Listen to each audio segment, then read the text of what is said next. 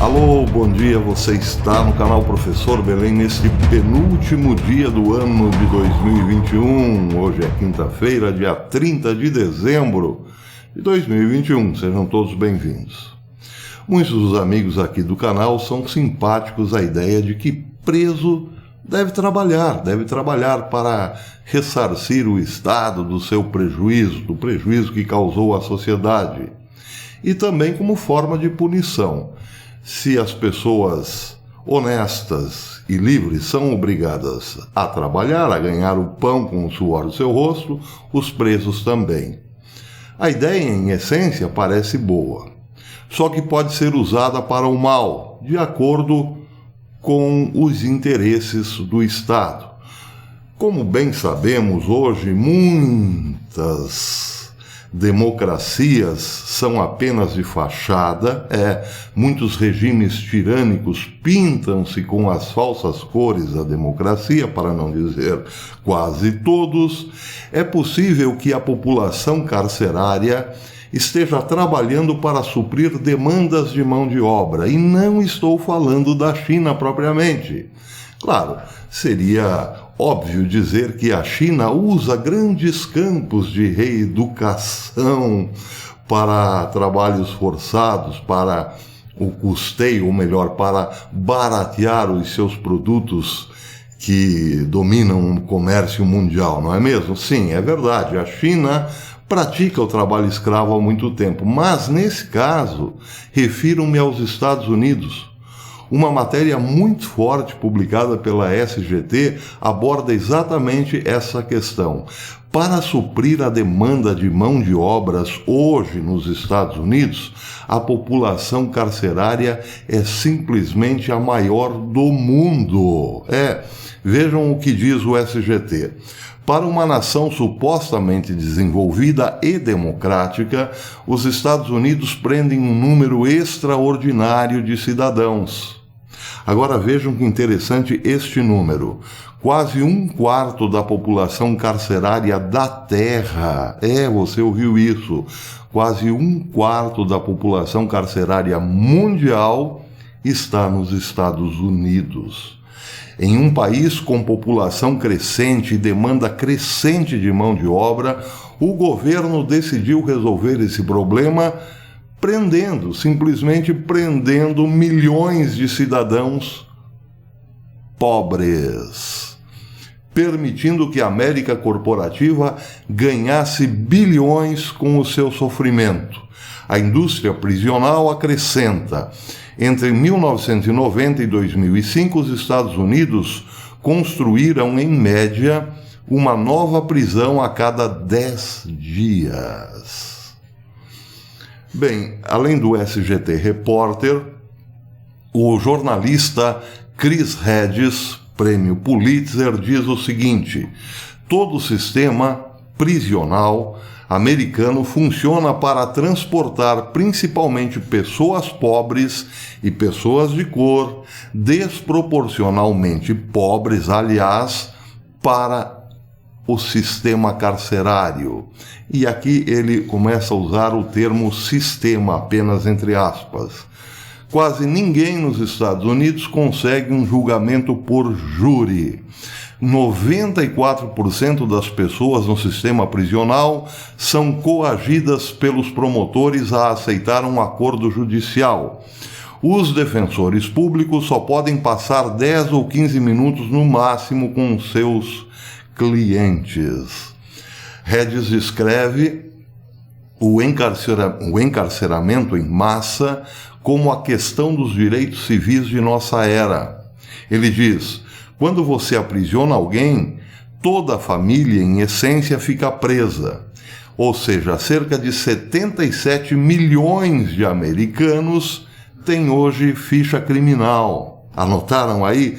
77 milhões de americanos têm hoje uma ficha prisional, ou seja, estão dentro de um sistema, aquele sistema entre aspas, que é o sistema prisional, que por sua vez é o campo no qual o trabalho escravo supre a demanda por mão de obra, trabalho escravo. Enquanto 113 milhões de americanos adultos têm um membro da família imediato que já esteve ou está atualmente encarcerado. 113 milhões de americanos adultos têm um membro da família dentro do sistema. Tem ou teve um membro da família dentro do sistema. Mas atenção, vejam que interessante. Ele chama esse sistema também de sistema design ou design prisional.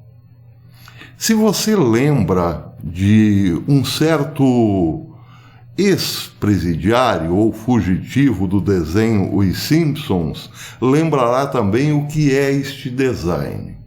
Este design implica, em primeiro lugar, uma forma física bastante volumosa em termos de músculos e muitas tatuagens específicas. Isso quer dizer que aquele que tem um certo design está diretamente ligado ao sistema e pode ser usado pelo Estado a qualquer momento, ainda que tenha cumprido sua pena. Tudo depende da necessidade de mão de obra. Ele diz, uma vez no sistema, por design, fica muito difícil ou extremamente difícil escapar. Indivíduos encarcerados são forçados a trabalhar por centavos por hora. Alguns estados sequer pagam alguma coisa aos detentos, enquanto todos os tipos de itens essenciais são fornecidos e custam quantias exorbitantes para comprar, para matar a fome, por assim dizer, para se alimentar no refeitório carcerário. Como resultado, os presos muitas vezes são libertados devendo milhares de dólares. Daí porque o design é muito importante quando o Estado precisa suprir a mão de obra. Repito, quando aumenta a carência de mão de obra, o Estado busca esses desenhados pelo sistema para pagarem as suas dívidas com o sistema. Isso quer dizer, evidentemente, a matéria é ainda um tanto longa, mas já temos aqui alguns elementos interessantes para uma reflexão. Em primeiro lugar, isso quer dizer que os Estados Unidos entraram, sim, numa decadência moral irreversível. Aquela outrora nação fundada sobre os alicerces do cristianismo, ainda que por maçons, porém maçons cristãos, não existe mais. O que existe hoje é a América da perversão. Esse é o primeiro item.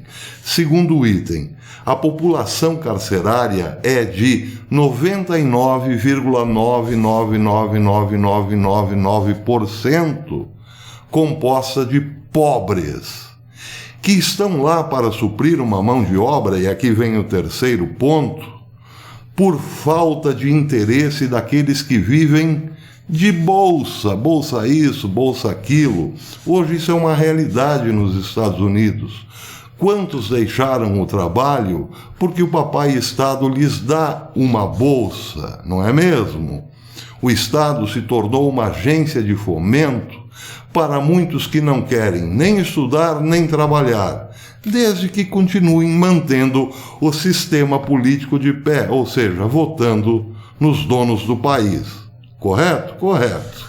Bem, isso quer dizer também que os pobres que querem viver de algum subsídio do governo terão que fornecer parte de sua família, pelo menos um familiar, para o sistema carcerário suprir a mão de obra para que o governo distribua bolsas de todos os tipos. Gostaram? Este é o nosso mundo, muito mais cruel do que supunha o romance 1984. Aliás, eu costumo dizer aqui que gente como o Bigodinho da Alemanha parece hoje um ginasiano brincando no playground do edifício comparado a essa gente muito educada, muito politicamente correta, que comanda as nossas vidas. Mas vejam que interessante, outra matéria que também mostra esta irreversível decadência da América. Um documentário chamado The Search for Myself está chamando a atenção na Dinamarca. O documentário foi feito na Dinamarca por um diretor dinamarquês que participou de eventos muito estranhos promovidos pela CIA naquele país. Vejam, a matéria diz o seguinte: de acordo com um novo documentário da Dinamarca, o Serviço Central, a Agência Central de Inteligência, a CIA, realizou experimentos secretos em 311 crianças órfãos, crianças que perderam os pais, que viviam em orfanatos e, claro, via de regra, todas pobres. Isso aconteceu nos anos de 1960 e duraram 2 décadas, 20 anos. Os experimentos foram conduzidos a investigar a ligação entre hereditariedade e ambiente no desenvolvimento da esquizofrenia. As crianças, no entanto, não foram informadas que estavam envolvidas em pesquisas da CIA, nem mesmo depois que os experimentos terminaram. Hoje são todos da minha faixa etária, ou seja, jovens um pouco gastos, por assim dizer, que só souberam, que participaram de experimentos da CIA muito recentemente.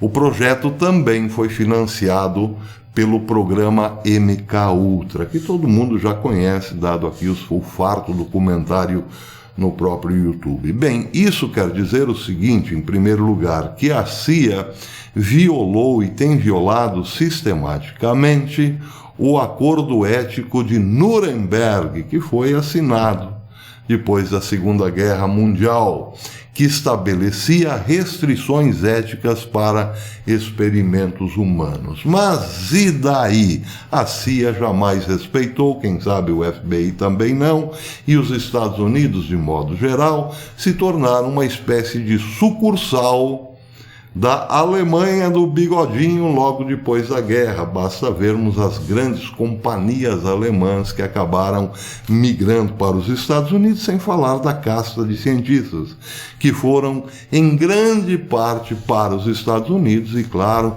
alguns também para a Rússia. Pois bem, é isso que tínhamos para hoje. Os Estados Unidos não só estão numa decadência moral, estão ruindo como nação. Ontem eu falei da ruína econômica que se anuncia na China. Os Estados Unidos também. Ontem foi divulgado o déficit americano. É monstruoso, muito em relação ao mês de novembro, muito maior do que supunham as vãs filosofias dos economistas norte-americanos. Daí é preciso mais mão de obra, certo? Porque há, sim, uma carência muito grande no setor da indústria por mão de obra. Daí mais prisões, mais população carcerária e mais controle do Estado.